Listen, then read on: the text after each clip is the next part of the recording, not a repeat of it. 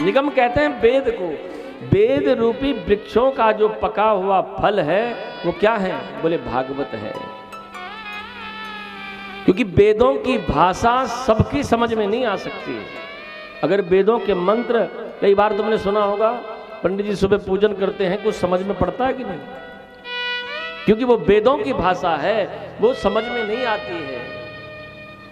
इसलिए वेद रूपी वृक्षों का जो पका हुआ फल है वो भागवत है। सुख मुखाद रमितम द्रव संयुतम, सुख कहते हैं तोते को। लेकिन माना कोई आम का फल है, उस फल पर तोता जब चोंच मार लेता है, सुख जब चोंच मारता है तो वो फल जो है बड़ा मीठा हो जाता है। या ये समझ लो कि तोता उसी फल पर चोंच मारता है जो मीठा है। तो संतों ने कहा कि अगर मीठा है वो फल, अगर वो भागवत रूपी फल है तो उसमें छिलके होंगे, गुठली होगी। बोले नहीं, न उसमें छिलके हैं न गुठली है, उसमें तो सिर्फ रस ही रस है।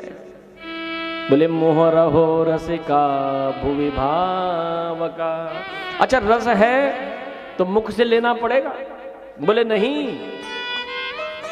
ये भागवत रूपी जो रस है, जो सुखदेव भगवान के मुखार बिंद से लग करके और मधुर मीठा हो गया, ये रस मुख से नहीं, ये कर्णों के माध्यम से लिया जाता है।